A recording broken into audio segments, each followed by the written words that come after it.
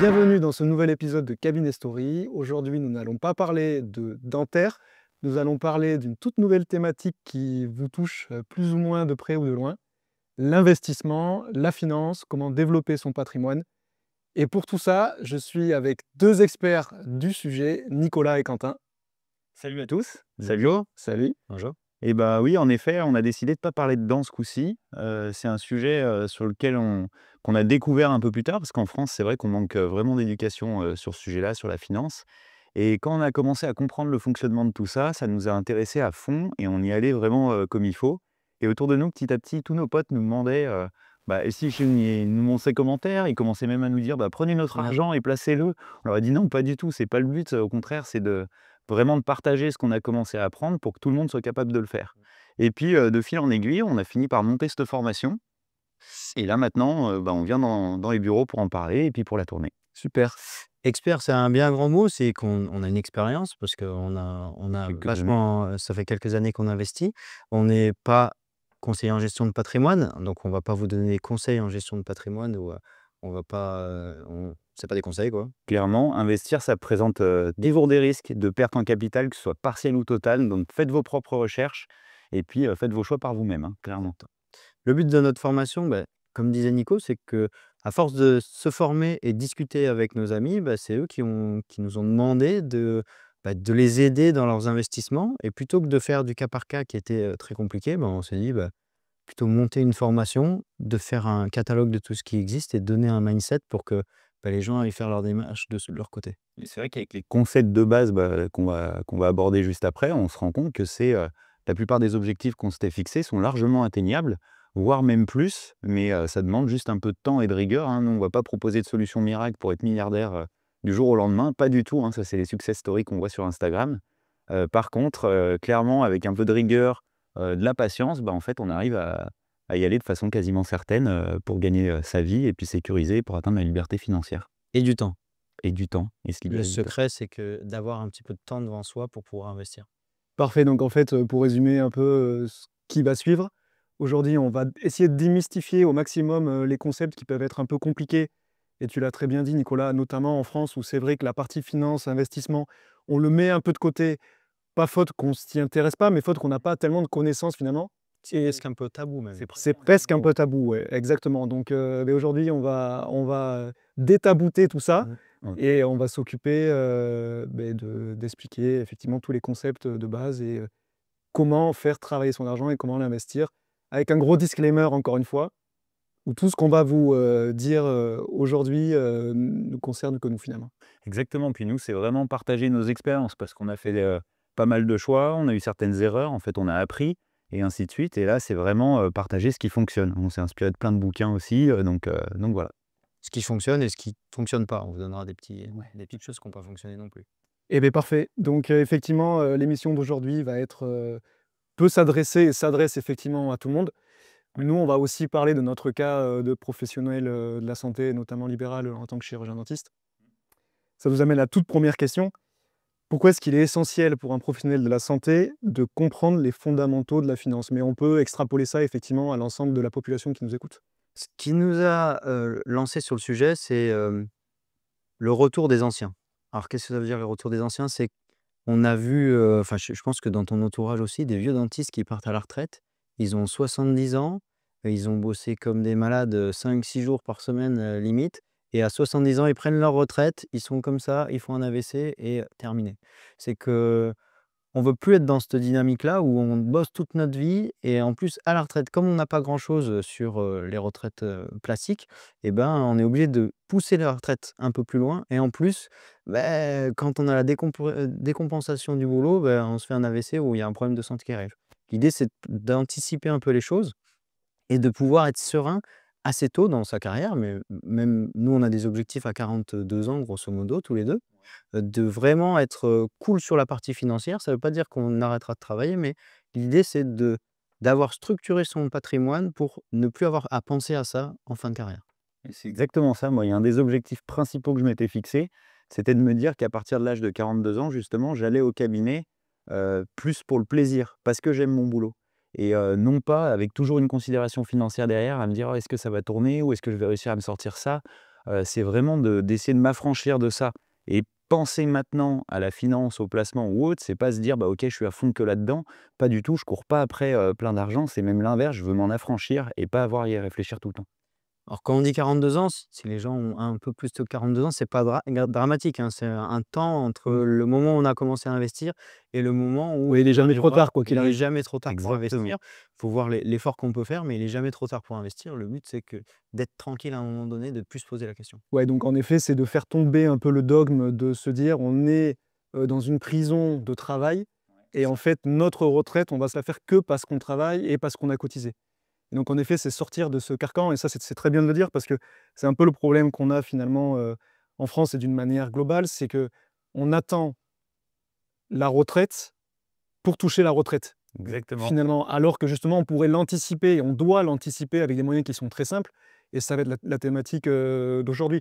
Donc vous, en effet, c'est préparer dès maintenant la retraite plus ou moins, en continuant à travailler parce que c'est un métier qu'on affectionne, tout en, justement, investissant, comprenant un peu le système financier, développer son patrimoine.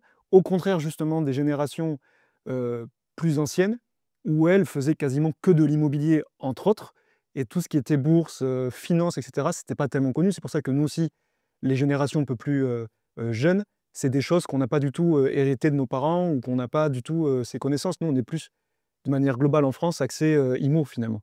C'est ça et puis, surtout les gens s'ils se penchaient sur ces sujets très tard.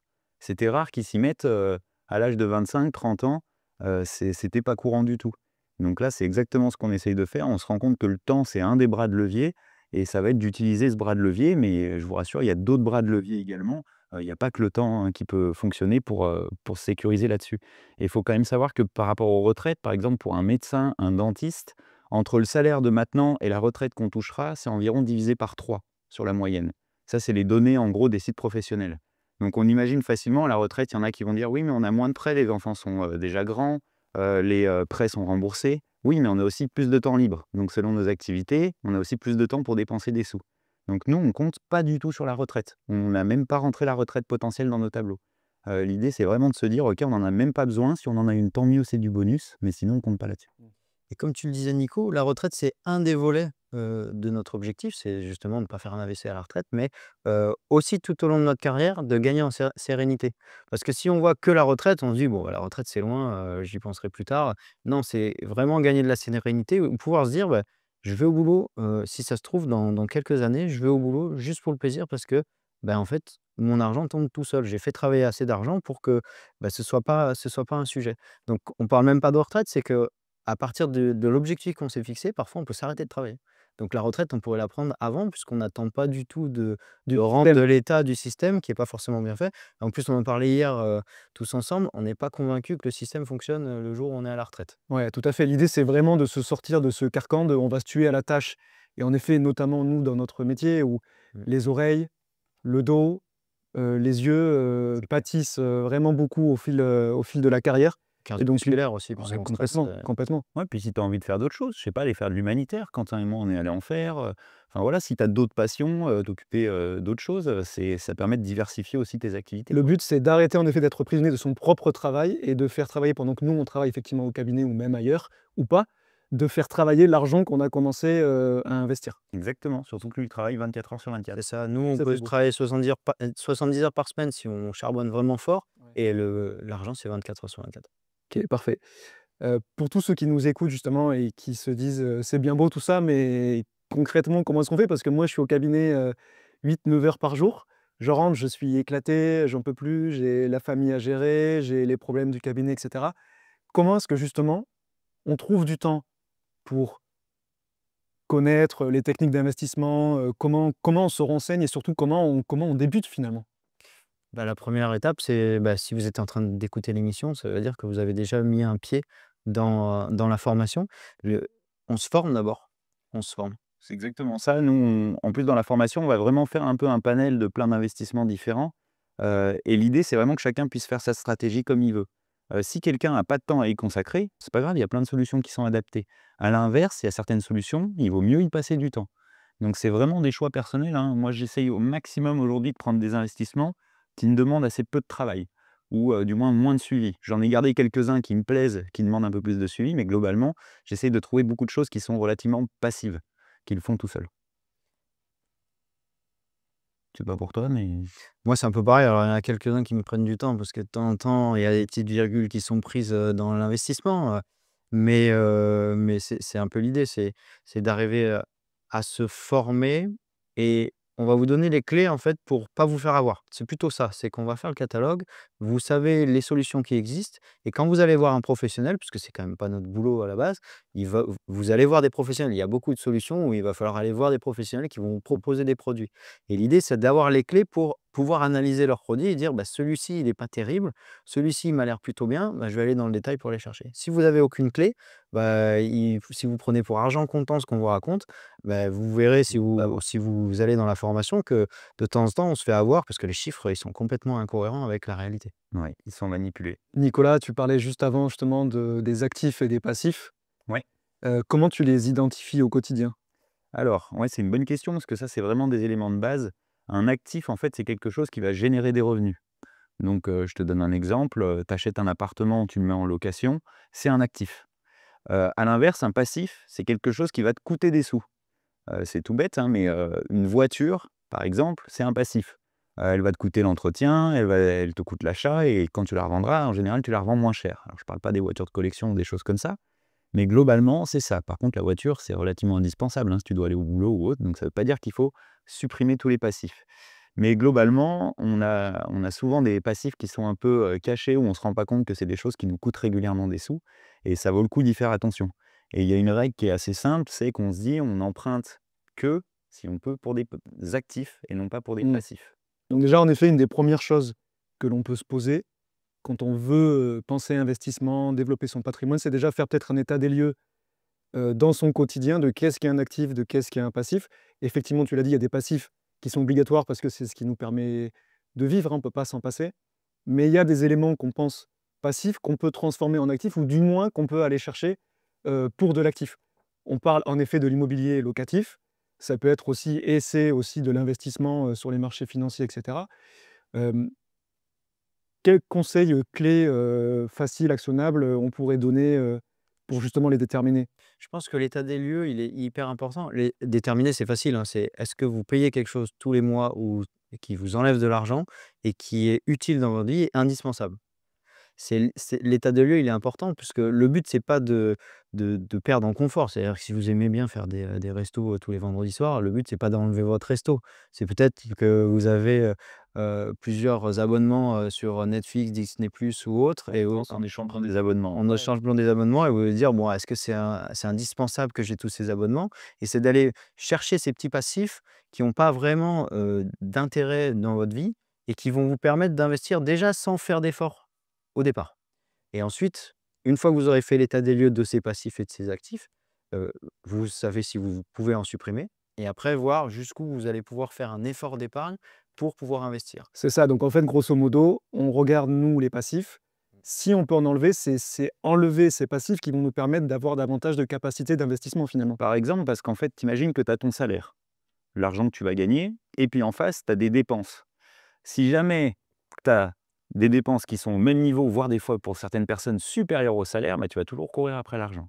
Donc là, l'idée, c'est vraiment de sectoriser, tout ça, d'essayer de réduire un peu ses dépenses, donc faire la chasse, par exemple, aux dépenses inutiles. Son niveau de vie un peu, sans l'entraver spécifiquement, mais Exactement, c'est exactement ça, nous, on va pas du tout prôner, de vivre comme un ermite, puisqu'il y a des concepts, comme le mouvement FIRE qui ouais. existent, où en gros, les gens vivent comme des ermites à fond et épargnent la totalité pour Mmh. prendre leur retraite avant 40 ans. C'est pas du tout ce qu'on va préconiser. Je sais que moi, j'ai toujours fait des voyages où pour les activités sportives, j'ai jamais compté mes dépenses parce que le rapport entre ce que ça me coûtait et le plaisir qui était en face, ça valait Oui, carrément bien le coup. sûr et puis il faut vivre. Voilà. Par contre, moi, j'étais pas du genre à m'acheter des fringues hyper chères ou à m'acheter une voiture hyper chère ou des Ouais. trucs comme ça parce que c'est pas ce qui était important pour moi. L'idée, c'est de mettre le curseur, là où c'est important pour vous et de pas le supprimer, quoi. C'est Ouais, parfait, donc étape 1, on fait un état des lieux de tout ça. exactement. On voit le montant de nos passifs sur notre salaire. On a notre épargne Ouais, tous les mois Disponible. disponible. Si effectivement, le but, c'est de la faire augmenter au maximum pour sans se priver, bien entendu, comme tu l'as dit, pour pouvoir justement augmenter sa capacité, à la fois d'emprunt et effectivement d'investissement derrière. C'est exactement ça et d'ailleurs on présente à la fin un plan qu'on suit clairement en 7 étapes. La première, c'est exactement ce que tu as dit, c'est l'état des lieux des dépenses. Donc ça, c'est vraiment l'étape qui est indispensable et la deuxième, c'est de choisir quelle proportion de ces revenus on a envie d'investir. Mmh. Il y a, par exemple, je pense que tu connais, mais Mounir Lagoun de Finari, lui qui prône un peu la règle des 50-30-20, c'est-à-dire 50 de tes revenus qui vont être utilisés pour les dépenses indispensables, donc ta maison, les enfants, la nourriture, voilà. 30 pour les plaisirs, donc ça va être les loisirs, Les les restaurants. activités, exactement. Et puis les 20 restants pour les investir. Et là où c'est malin d'avoir ça qui est cadré, c'est que le jour où tu reçois ton salaire, bah, tout de suite, ces 20 là, tu les mets sur un compte qui est dédié à l'investissement, par exemple. Comme ça, tu ne vas pas les dépenser pour des conneries. Et ça permet vraiment d'avoir quelque chose qui est cadré et d'être sûr d'aller où on va. Et ces proportions-là, tu peux les adapter. Moi, je sais qu'aujourd'hui, je suis plutôt sur du 30-30-40. J'investis une plus grosse proportion Ouais. que ce que je dépense pour le reste. Mais ça dépend vraiment des périodes. Et c'est vrai qu'avec Quentin, on n'a pas d'enfants, donc il y a des dépenses en moins. Il faut vraiment s'adapter selon le stade où on en est. Ouais, parce qu'on peut rentrer dans le cercle vicieux aussi de se dire: «Beh, moi, j'ai un niveau de vie qui est tel. Est-ce que je suis prêt effectivement à faire des sacrifices entre guillemets qui n'en sont pas, c'est pas tellement le terme, mais est-ce que je suis prêt de réduire, comme tu dis, certaines dépenses pour justement pouvoir augmenter ce 20 qui est peut-être à zéro, peut-être le faire passer à 5, 10, 15, 20 et cetera. C'est vraiment ça qui est essentiel. Si on veut investir, c'est pas tellement de gagner plus, c'est vraiment dans un premier temps de pas se tuer à la tâche, c'est un peu ça qu'on préconise, grosso modo, mais de plutôt voir dans l'actuel ce qu'on a et comment est-ce qu'on peut le modifier pour justement, se détacher une épargne, d'investissement, quoi. Gagner En France, on n'est pas trop mal, hein, parce que le taux moyen d'épargne, c'est un peu au-dessus de 17 Donc franchement, c'est bien. C'est juste qu'en France, on n'a pas l'éducation sur Ouais. comment le placer C'est que ça va sur le livret A généralement. alors qu'il y a des pays, c'est 6 8 Ouais. et franchement, nous, on n'est pas mauvais, hein. On est bien classé, mais mal placé. En fait, il faut utiliser tous les leviers. Tous les leviers utilisés à petite échelle permettent des grands leviers. C'est-à-dire que on va pouvoir diminuer nos dépenses au départ et peut-être un peu augmenter nos revenus. Et en fait, quand on fait la balance entre les deux, on ne va pas être obligé de beaucoup diminuer nos dépenses et pas beaucoup notre Oui, revenu c'est ça. si on fait un C'est vraiment un jeu de balance finalement, balance. ouais, à trouver Et et de toute façon, si on est pauvre, je mets des guillemets sur pauvre, c'est si on dépense plus que ce qu'on gagne, ouais, déjà on est mal barré. ouais. Il faut faire un état des lieux, il faut se remettre un petit peu en question. C'est que, bah, si vous dépensez plus que ce que vous gagnez, c'est que vous n'arriverez jamais à investir. OK, donc là, on a compris, première étape, c'est vraiment faire un état des lieux de ses finances perso, comprendre le passif et l'actif. Je pense qu'on l'a bien compris, maintenant vous pouvez l'appliquer facilement. Avant de rentrer dans le vif du sujet de l'investissement sur les marchés financiers, entre autres, on va parler des intérêts composés, qui est, soi-disant, qui est appelé la 8e merveille du monde Oui, et du levier bancaire. Sans Einstein. Hem, ouais, par Einstein. exactement, ouais, exactement. Comment est-ce qu'on utilise justement, ce levier bancaire? Parce que je pense qu'on commence par le levier bancaire parce que c'est vraiment l'investissement de choix des Français. L'inv Le levier bancaire, on l'utilise parce que alors déjà, on va faire une petite image, mais on l'utilise parce que on va investir avec de l'argent qui ne nous appartient pas. Tout à l'heure, on a dit qu'il fallait qu'on fasse des «économies» entre guillemets, pour essayer de se faire un capital pour pouvoir investir et là, le capital qu'on aura mis de côté, on va essayer de le multiplier avec la banque pour pouvoir investir un peu plus gros. Donc c'est ça le principe du levier. Et pour se rendre compte de la puissance d'un levier, on a une petite image, qui est hyper simple, c'est est-ce que vous préférez 1 million d'euros maintenant ou 1 centime doublé tous les jours pendant 30 jours? Donc ça, ouais, Comme ça, on se dit 1 centime, ça vaut pas 100 sans au hasard. Bah, ça va nous mener à rien, ouais. bah, au bout de 15 jours, on est à 163 €. On dit: «Bon, bah, ça va pas révolutionner notre vie quand même, hein». Au bout de, 21 jours, on est à 10 500 €. Bon. Là, on commence à regretter de ne pas Là avoir choisi. ouais, là, ça commence à Ouais, parler. bah, 21 jours, on a fait les 2 tiers du mois, on est à Ouais. 10 000 €, on avait 1 million d'euros proposés. On se dit: «Bon, bah, là, j'aurais peut-être, dû tourner ma langue dans ma bouche, 5 minutes». Ouais. Par contre, quand on arrive au 28e jour, déjà, on est à 1,3 million. Ah, Donc on se dit: Et au «Ah» 30e, et au 30e jour, ben, on est à 5 millions 3 au 30e jour. 5,3 millions. énorme. 5,3 millions. Donc ça veut dire que l'image, c'est qu'on ne peut pas la calculer, c'est une exponentielle. Donc l'investissement, c'est pour ça qu'on dit de faire un effort le plus tôt possible et le plus fort possible, parce que l'investissement, il va avec les intérêts composés, Et le temps? et le temps, petit à petit, en fait, augmenter plus vite que ce qu'on abonde. Donc on va avoir une courbe exponentielle qui va nous permettre de même pas se rendre compte que l'investissement avance, à cette vitesse-là, juste par le temps. On a le Surtout temps. que ça s'accélère à la fin. Ça On s'accélère. a l'impression de pas avancer et les gens manquent de patience dans l'investissement et souvent ils se disent: «Oh bah, c'est nul, regarde ça fait 5 ans que j'ai mis ça, ça a même pas doublé». Sauf qu'en fait, c'est en attendant que ça se met à accélérer sur la fin et les gens souvent, ils quittent au niveau du 21e jour. Ils ont eu les 10 500 €, ils disent: «Bon bah, ça marche pas très bien, j'arrête là». Sauf qu'en fait, bah, c'est après que ça accélère. Et oui. Là, on parle vraiment de la finance ou plutôt de l'IMO? Ah, Cette là on partie est vraiment de sur les les intérêts intérêts composés. composés. Ouais. Là, les intérêts Là, on composés, c'est que de la finance, c'est bête des intérêts composés et ensuite on va passer sur le levier bancaire, c'est que, bah, on va avoir un levier supplémentaire, c'est que, on va avoir des intérêts sur, des sommes qui peuvent être multipliées par 10 avec les banques. Donc mais en fait, vous avez tout dit sur le temps et c'est ça qui est un peu triste, c'est que quand on investit justement dans de l'IMO, on a une fenêtre de temps qui est gigantesque parce qu'on fait des prêts sur 20-25 ans et on est très patient. On va pas revendre demain son appartement, parce que, le marché, de l'IMO a baissé de 2. Ouais. En revanche, en effet, quand on est sur les marchés financiers, c'est la tendance. si ça se casse entre guillemets de 5, tous aux abris, c'est la fin du monde, guerre nucléaire. C'est clair. Et c'est ça en effet qu'il est important de comprendre, c'est qu'il faut être patient, quoi qu'il arrive. Il faut être patient et l'avantage de l'immobilier, comme tu le dis, c'est que comme tu es coincé un petit peu, bah, les gens vont rester plus longtemps investis et donc ça va marcher encore plus sur le long terme. Quand on est sur les marchés, bah, une petite peur, hop, tout le monde enlève ses sous et on n'a pas En un Amérique, on intérêt retire, tout l'argent quoi finalement, alors qu'effectivement dans l'IMO, c'est relativement complexe. Parce que là, c'est vrai qu'on n'a pas trop détaillé pour la partie vraiment levier bancaire à proprement Ouais. parler. Mais l'idée, c'est que si par exemple quelqu'un avait mis des sous de côté, admettons 100 000 €, on va dire, au bout de pas mal d'années, il y a 100 000 € de côté. On pourrait se dire, bah, pourquoi pas acheter un studio cash et puis au final le mettre en location. Ça fera un revenu régulier. On peut se dire, ok, c'est une bonne idée. Et finalement, au lieu de faire ça, bah, est-ce qu'on pourrait pas plutôt emprunter derrière, faire 10 000 € d'apport pardon, pour chaque appartement et derrière emprunter 90 000 € pour chaque bien et acheter 10 appartements au lieu d'un?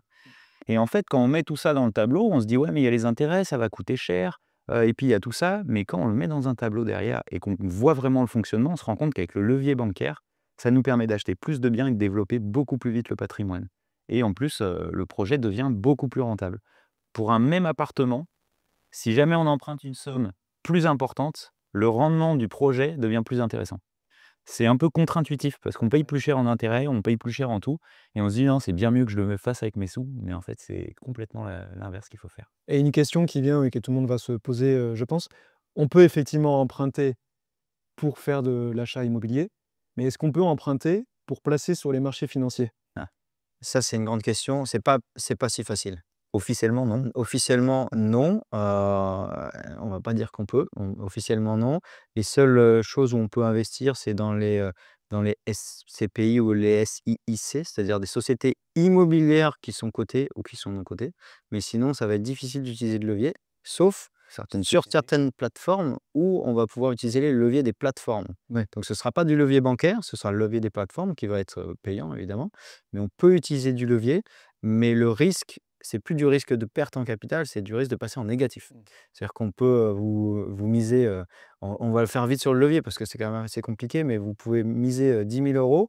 Vous prenez un levier, à x100, bah, en fait, ils peuvent vous sortir à -5 000. C'est pas vous n'avez pas perdu juste 10, Si on met pas de vous avez perdu sécurité, 15. clairement, ouais. Et souvent, sur les shorts quand même, ils t'enlèvent assez vite. Donc Oui. c'est pour ça qu'en effet, pour bien comprendre et pour résumer un peu, sur le levier, on l'utilise uniquement, on va dire, sur de la partie immobilier, que ça soit immobilier physique ou immobilier papier via, des SCPI. Complètement, ouais. C'est ça. Mais vraiment sur la partie finance pure, investissement en bourse entre autres, là on fait vraiment de l'argent cash, donc qu'on a dans notre épargne et cetera et C'est ça. de ce dont on a parlé, juste avant. À part si on arrive à la limite à emprunter pour des sociétés et non plus pour nous, Ouais, où là, ça complique un peu les choses. Mais ouais, ouais. oui, et puis le levier bancaire, il faut se dire qu'il faut essayer de jamais l'utiliser pour des passifs et malheureusement, c'est quelque chose qui est beaucoup fait en France. Parce que comme on le dit, c'est un amplificateur, mais dans les 2 sens. Ça amplifie le gain quand on fait pour de l'actif, ça amplifie la perte quand on le fait pour du passif. Et en France, on est très fort pour faire des prêts à la consommation, Ouais. avec des taux qui sont hyper élevés. C'est-à-dire que la personne veut s'acheter, le dernier smartphone, qui coûte, 1 500 balles et puis en fait, il va avoir un un prêt derrière à la conso, il va dire: «Oui, mais ça fait que 4-5 € de plus par mois et au final, je paye ma mensualité à chaque fois». Ouais, mais il utilise un levier bancaire inversé et au final, il va pas le payer 1 000 €. Ouais, donc ça, c'est déjà un bon tips finalement. Ah bah, Quand vous regardez, vous, dans vos dépenses, effectivement, si vous avez, un crédit conso, essayez de regarder effectivement s'il est réellement, utile ou si vous pouvez, dans l'absolu, le remplacer par de l'achat cash, du moins sur cette partie, parce qu'on sait que derrière, effectivement, mmh. ça détériore, franchement nos capacités, d'investissement. À mon sens, dès qu'on a un emprunt pour du passif qui dépasse 2, je pense qu'il faut essayer de le cibler ou de le Ouais, virer. il faut y réfléchir à 2 fois, ouais. Ouais, exactement. Et d'autant plus que, on parle même d'épurer ses comptes, mais on parle d'une note aussi sur la banque. C'est que quand on va aller chercher de la dette bancaire pour faire de l'immobilier, et ben, vont regarder tous les petits prêts à la consommation, et ça va vous donner une mauvaise note à la banque. Ils vont pas forcément vous faire un prêt IMO parce que, bah, vous avez plein de petites dépenses, La note de barre, voilà. bref, pas Alors les notes de barre, OK, mais si vous avez des prêts à la consommation, c'est vraiment mal vu. Au contraire, justement, d'avoir plusieurs prêts, IMO, pour de l'actif. C'est ça. ou les sites de paris, techniquement, les banques, ils détestent ça. Ouais. Donc, s'il y a des gens qui ont ce genre de dépenses ou autre, autant qu'ils prennent un compte sur une banque en ligne et ils virent de l'argent dessus en mode épargne et puis ils font leurs dépenses un peu plus bêtes, on va dire, depuis ce compte-là, mais pas via leur compte principal, qui sert à obtenir des prêts ou autre, puisque ça en renvoie une mauvaise image et ils vont se dire: «OK, c'est quelqu'un qui est à risque» et ce ne sera pas le bon profil pour lui filer un prêt. Donc pour finir sur le levier, heu, on a utilisé le levier pour faire de l'IMO, et ben, on arrive à s'enrichir avec de l'argent qui est pas à nous. Et ben, si on utilise le levier pour, du crédit à conso pour acheter une télé ou acheter un smartphone, ben c'est à l'inverse. On utilise en fait de l'argent qui est pas à nous au départ, mais pour s'appauvrir encore plus. Ouais, Donc ça, c'est la descente, c'est un cercle vicieux. c'est ça. Parfait. On a fait un petit tour sympa. Maintenant, on va rentrer dans le vif du sujet avec les options d'investissement. Donc, on va faire, l'idée, c'est de faire en effet un petit tour d'horizon, de ce sur quoi on peut investir. Donc, ETF, actions, unitaires, immobilier, tous les types, d'actifs. Je vais commencer par l'IMO parce que Ouais, dans l'ordre. je parle des Donc entreprises. on a pas mal parlé, d'immobilier jusqu'à présent. Bah, c'est un des actifs, qui est, le plus pratique, et celui qui nous permet d'avoir le levier bancaire. Et aussi, c'est un actif qui est palpable. C'est-à-dire que dans l'esprit collectif, quand on va, sur les autres supports, ben on ne peut pas le voir. Quand vous avez acheté un appartement, On le bah, voit on physiquement. peut le voir physiquement, on le visite. Alors on verra qu'au bout d'un moment, on ne les visite même plus, mais C'est rassurant, du moins. c'est rassurant et c'est de la pierre, et ça ne va pas disparaître du jour au lendemain. Donc déjà, ça nous permet d'avoir un levier bancaire, ça nous permet d'avoir une petite rente. Si on s'organise bien sur notre projet, on arrive à avoir, parfois des projets qui sont positifs. Donc en plus de on a un petit cash flow positif qui arrive, qui nous sécurise. Donc Finalement, c'est le locataire qui paye, c'est le le fond du locataire prêt. qui paye la dette. Donc Exactement. on a une dette, à une banque, donc on nous a prêté de l'argent, et en plus cet argent qu'on nous a prêté, c'est pas nous qui la remboursons. Mmh. C'est Ça locataire. c'est le locataire, donc ça nous permet de nous enrichir encore plus.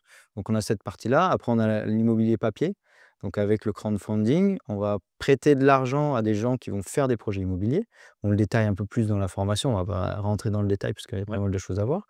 Et ensuite, vous avez les SCPI qui sont des sociétés immobilières, mais qui sont à gestion professionnelle et qui sont à plus grande échelle, qui permettent de diversifier un petit peu le parc immobilier et Moins de gestion au final. d'avoir moins de gestion parce que c'est eux qui gèrent. Évidemment, il y a des frais. Quand on a moins de gestion, ça veut dire qu'il y a des frais. Toujours, ouais. Clairement. Ça, on explique beaucoup d'ailleurs Ouais. sur, comment fonctionnent les frais et tout ça, parce que c'est quelque chose qu'on néglige souvent, mais c'est un impact qui est énorme sur le long terme, tout comme les intérêts composés. Ouais. On le détaille vraiment dans la formation avec des exemples parce que c'est impossible à comprendre si on voit pas un graphique et l'évolution dans le temps, quoi. Ouais, complètement. Les intérêts composés sont la 8e merveille du monde, mais les frais, composés finalement, parce qu'ils se composent aussi autant que les intérêts, sont le 8e enfer, quoi. C'est le meilleur moyen de s'enrichir ou de s'appauvrir. Exactement, ouais. Ça marche dans les 2. Et il nous reste les SIIC, donc les sociétés, en gros des SCPI, mais qui sont cotées en bourse. Voilà, pour faire l'IMO. OK, et en fait, on essaye de distinguer pour comprendre, ce qu'est, un support financier versus une enveloppe fiscale. En France, on a différentes enveloppes fiscales, c'est-à-dire, l'enveloppe dans laquelle tu vas mettre différents types d'investissements. Le contenant. Exactement, c'est le contenant tout simplement, et je peux t'en citer, hein, qui sont très connus. C'est l'assurance vie, c'est le produit préféré des Français, hein. Il y a plus de 44 millions de contrats, qui sont signés en France. Il y a le PER, donc plan d'épargne retraite. Il y a PE-PERCO, c'est les plans d'épargne salariale qui sont assez répandus. Il y a le PEA, plan d'épargne en action. Le CTO, c'est compte titre ordinaire. Et en fait, c'est à l'intérieur de ces enveloppes que tu vas choisir ce que tu mets. OK, donc le contenu. Exactement, le contenu. Et les contenus, je peux t'en citer plein, hein. Bah, il y a les SCPI comme Quentin a dit juste avant. Tu vas avoir les obligations. Les obligations, c'est que tu prêtes ton argent à une entité, ça peut être un État, une entreprise, peu importe, et qu'en contrepartie, il donne des intérêts. C'est comme si tu étais la banque en fait. OK. Il y a les obligations donc, les actions, c'est une part d'une entreprise. Tu as les ETF, c'est un fonds indiciel, c'est en gros un fonds, quand on prend un ETF de quelque chose, ça va copier, quelque chose qui est en face. Par exemple, le S&P 500, c'est les 500 plus grosses entreprises américaines. OK, donc c'est un panier d'actions, en fait. Exactement, c'est un panier d'actions.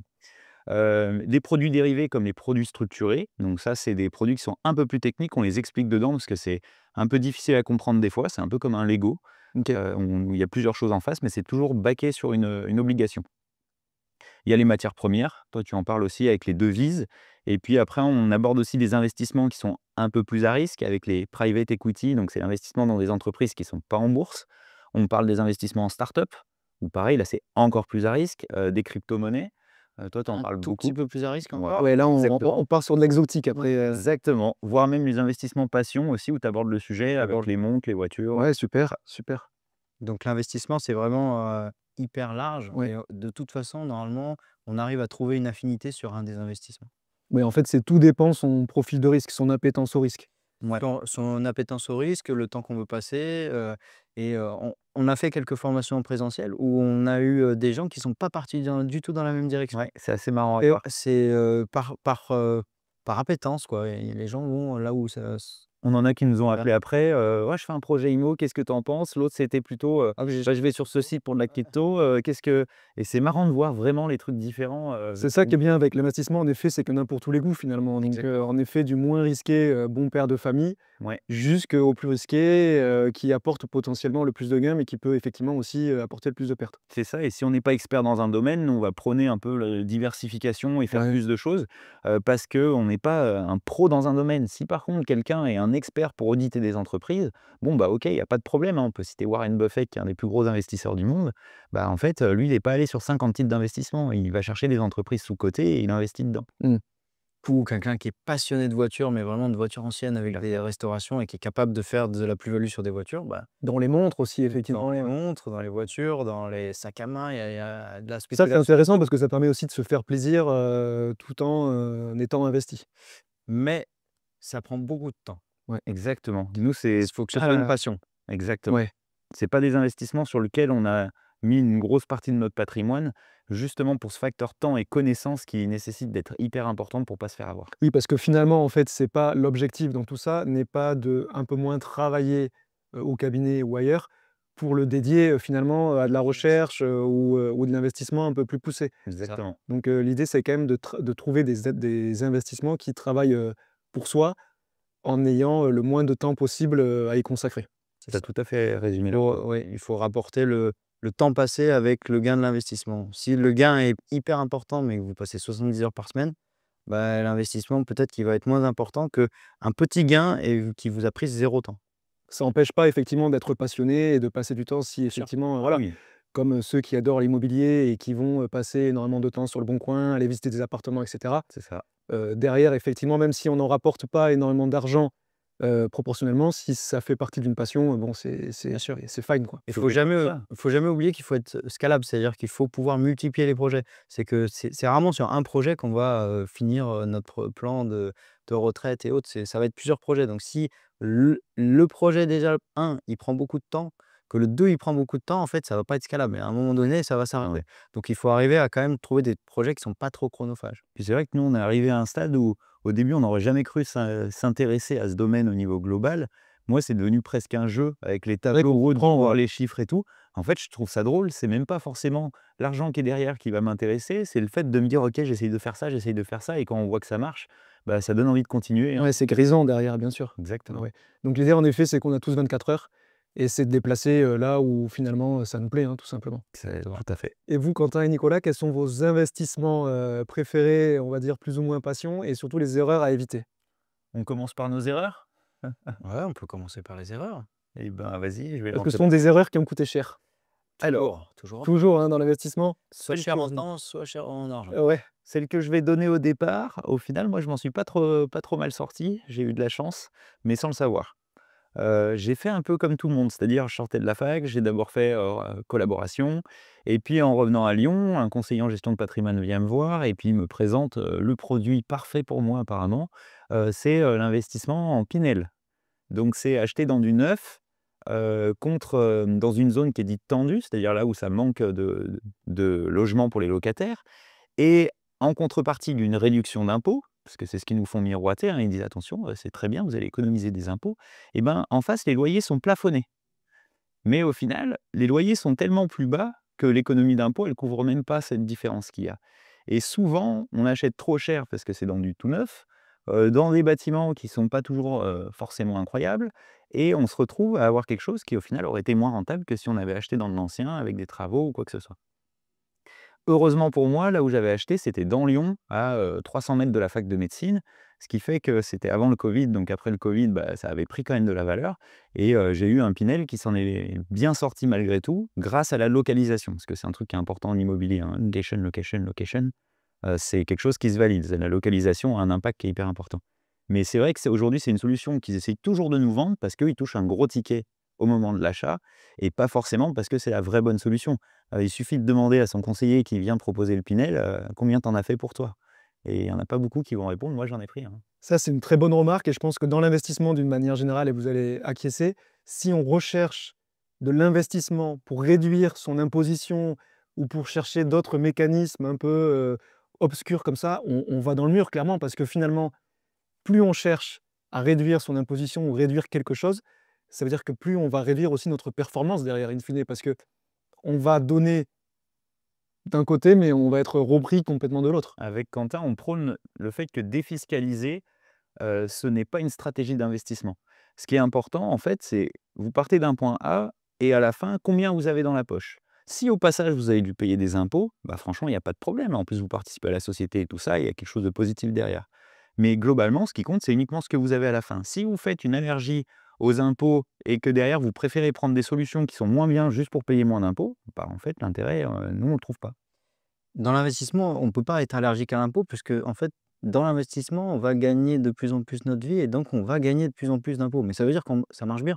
Ouais, tout à fait. Si C'est le on a principe même de l'investissement c'est le aussi, c'est de principe vraiment, principe dégager un bénéfice. d'investissement, on est en France, on est quand même le pays où il y a le plus d'impôts, donc de toute façon, quoi qu'il arrive, quand Ouais. on nous fait un Oui, cadeau assez.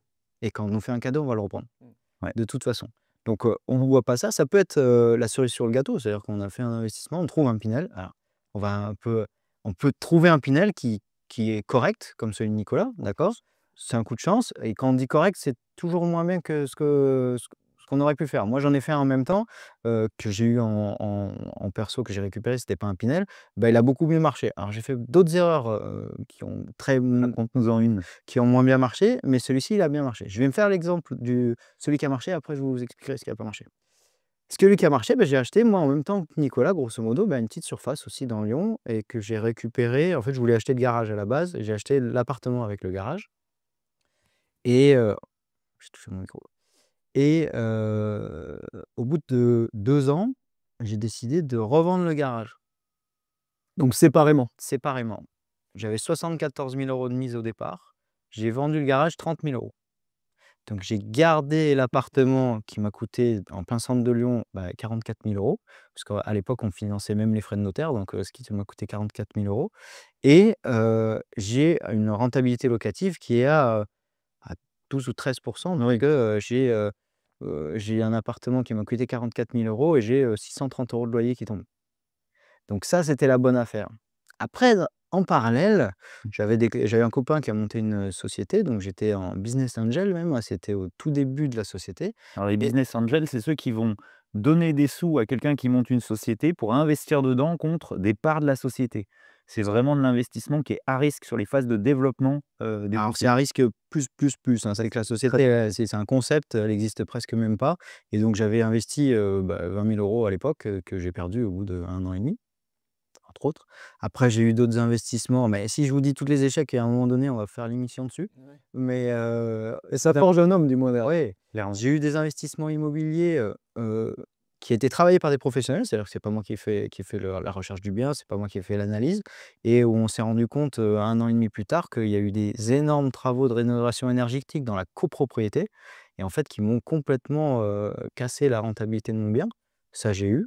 Alors, c'est pas très grave, hein, je suis quand même investi, il y a quand même des loyers qui tombent et qui remboursent ma dette, mais on a quand même des erreurs. Comme quoi, avoir des Attends. professionnels qui nous aident, ça ne va pas nous sortir de tous les problèmes. Ça va nous réduire les risques, parce que c'est clair qu'ils vont avoir plus d'infos que nous, mais ça va pas non plus nous faire un truc qui est toujours sécuritaire. Parce que même si on commence à avoir des connaissances ou autre, ça ne nous empêche pas des fois de nous faire avoir. C'est ce que tu disais, Nicolas, au début, c'est qu'il faut toujours faire ses propres recherches, malgré tout, effectivement, et se former, c'est la base, dans ça, parce que comme on a une méconnaissance, c'est vrai qu'il y a certains professionnels qui peuvent, effectivement surfer sur ça. On dit pas, bien entendu, que tous, font ça, mais effectivement, certains peuvent, mais un peu comme, dans n'importe quel métier, hein, finalement. Et malheureusement, ils vendent des fois les choses sur lesquelles ils ont les plus grosses commissions et non pas celles qui sont réellement intéressantes pour nous.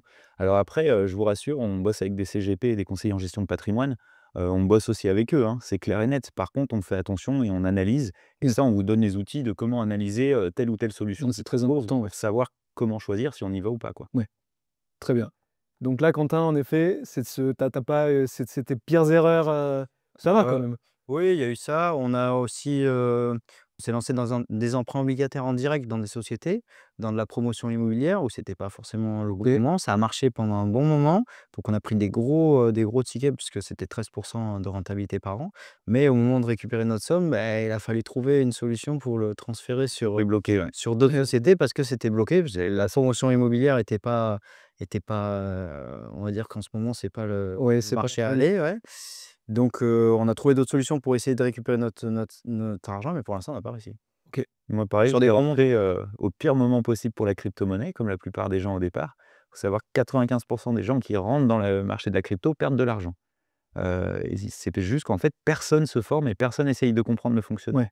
Et à l'époque, bah, j'ai fait comme tout le monde. Quelqu'un m'en parle, je me dis: «Bon allez, c'est le moment de mettre un pied dedans pour que je m'y intéresse parce que le fait de commencer, ça va m'obliger à m'y intéresser». Et c'est ce que j'ai fait. Je suis rentré au pire moment possible, sur les conseils et puis il s'avère qu'après j'ai commencé à m'intéresser au système. J'ai vu que c'était en fait un domaine qui était hyper intéressant avec Ouais. une technologie de fou derrière Totalement. et une fois que j'ai compris, bah, maintenant c'est bon, j'ai récupéré toute ma mise et je suis même largement en positif. Mais parce que derrière, je suis allé chercher et je me suis pas résigné en me disant: «Ah j'ai perdu, c'est nul, je passe à autre chose». Non, non, pas du tout. Au contraire, j'ai essayé de comprendre pourquoi j'ai perdu et globalement, assez vite, on arrive à comprendre même ce domaine-là qui peut paraître très, très à risque, mais sur lequel on peut avoir des mouvements qui sont plutôt sécuritaires. Et c'est bien ce que tu dis parce qu'en effet, dans l'investissement d'une manière générale, il faut être super résilient et c'est pas parce qu'on fait des erreurs qu'il faut s'arrêter. Au contraire, il faut vraiment se servir de ces erreurs pour soit en refaire et réapprendre de nouveau. Mais quoi qu'il en soit, en effet, ce sont les erreurs qui vont être formatrices et qui vont nous permettre, in fine, d'avoir des gains et de pouvoir faire développer son patrimoine. Donc ne surtout pas s'arrêter aux erreurs. Surtout que nous, on voit au global que le rapport entre nos erreurs et nos réussites, bah, il est carrément positif en fait. C'est que oui, on a certaines erreurs, mais on a tellement de trucs qui fonctionnent en face que globalement, on est largement gagnant sur la solution. Il faut juste pas avoir peur d'avoir une erreur de temps en temps et pas se résigner par rapport à ça. De toute façon, quand on commence à investir, qu'on a envie d'avoir des rendements qui sont importants, on commence à prendre des risques et c'est normal, on n'a pas à avoir honte de faire des erreurs puisque de toute façon, on est obligé d'en faire des erreurs. C'est un «pari» entre guillemets, c'est que plus vous allez chercher un rendement qui est costaud, plus, le risque est important donc de temps en temps, ça peut se casser la figure. C'est pas très grave, c'est une expérience et la prochaine fois, ce sera peut-être un petit peu Ouais, différent. Sur les marchés, financiers, vous allez perdre complètement votre capital. Au départ, c'est pour ça que l'IMO, nous, on aime bien au départ, c'est que, si vous êtes trompé, c'est la renta qui va en prendre un coup, mais la perte en capital ne sera pas complète normalement. C'est assez rare, à moins d'avoir très mal acheté, quoi. À d'avoir très, très mal acheté, que l'immeuble tombe et qu'il y ait oui, guerre qu'on ait un crack immobilier. Ouais, et non. même le crack immobilier, tu vas perdre 50%, 30-50, mais tu ne perdras pas toute ta somme. Alors que sur les marchés financiers ou sur les cryptos, quand on est un peu chaud, de temps en temps, quand on voit 50 de moins dans la journée, on a un peu la goutte, au frais, Ouais. quoi. C'est pour ça qu'on se sécurise au départ avec l'IMO et après on part un petit peu dans des trucs plus exotiques. En fait, il En faut plus peut-être limiter aussi nos croyances par rapport à l'investissement. C'est-à-dire que dans la vie de tous les jours, en sport, dans n'importe quoi, on fait des erreurs Ouais. et ça ne nous empêche pas de recommencer, de s'améliorer, et cetera, sans avoir aucune arrière-pensée et sans être arrêté sur le sujet. Tandis que dès que ça touche la finance, son argent, et cetera, son capital, Ouais. c'est là où ça devient plus compliqué et justement, on devient plus «froussard» entre guillemets et une erreur, peut-être juste, bateau ou minime, va nous faire complètement arrêter notre philosophie sur l'investissement. Et donc ça, c'est quelque chose qu'il faut surtout pas faire finalement. C'est génial ce que tu dis parce que l'argent, en fait, quand on va rater une balle au tennis ou dans n'importe quel sport, ben, on dit: «Bon, on va rater une balle, on en prend une autre, on la jette». Quand on va perdre, quelques centaines d'euros ou milliers d'euros en finance, on va dire: «Ah, mais je vais pas pouvoir vivre». En fait, si vous les avez investis, c'est que, bah, de toute façon, ils ne vous gênent pas. Vous prendrez d'autres argent que vous allez réinvestir. C'est juste des chiffres. Il faut se détacher L'émotion qu'il y de a. l'émotion qu'il y a derrière. C'est des chiffres, vous prenez ces chiffres-là, vous les placez à un endroit. Si ça marche, bah, tant mieux, en plus, ça font des petits. Si ça marche pas, bah, faut reprendre des chiffres, faut les replacer, quoi. Faut pas voir comme: «Ah, j'ai perdu, 1 000 €, ça y est, je vais finir sous un pont». Bah, non. Puis il faut trouver l'équilibre de chacun, hein. Nous, on explique aussi dans les étapes qu'il y a, créer un minimum de matelas de sécurité, on va dire, qu'on ne peut Bien pas sûr. perdre, par exemple, qui est pas sur des investissements à risque. Ouais. Si demain, vous mettez 100 de vos économies, directement tout sur le bitcoin ou directement tout sur quelque chose qui est considéré comme un risque et que vous n'arrivez pas à en dormir, bah, là, c'est pas la bonne solution. Et en plus, si vous en avez besoin, c'est que, le pire investissement à chaque fois qu'on dit, c'est faire un investissement et de se dire: «Bah, peut-être que je vais avoir besoin des sous, Tout de suite. tout de suite». Et Oui. en fait, c'est jamais le bon moment. Un investissement, souvent, si on voit au long terme, une stratégie long terme, on arrive toujours à récupérer notre gain. Ouais. Même sur des cryptos où on fait des bear market où on perd, 80 de la somme. Si on est un peu patient, souvent on arrive à récupérer. Exactement, on arrive C'est à le temps qui est récupérer. notre meilleure ligne. Mais ça, c'est Le très temps important ce que tu du dis parce risque. que justement en France, vous l'avez très bien dit, on est parmi, les champions de du stockage, sur des livrets. Hem, Qu'est-ce qu'il faut garder justement en matelas de sécurité? Il y a une règle qui dit: «C'est 6 mois de dépenses et tout le reste, on peut l'investir». Alors, Qu'est-ce que vous en pensez de ça justement? tout dépend pareil du risque que tu vas accepter. Quentin et moi, on a quelque chose qui est assez intermédiaire. En général, on est aux alentours de 4 mois sur, différentes choses. Par exemple, le compte courant ou sur des livrets de base. En cas de coup dur, bah, c'est de l'argent qu'on peut aller chercher, si jamais, je sais pas, on a eu, une dépense imprévue.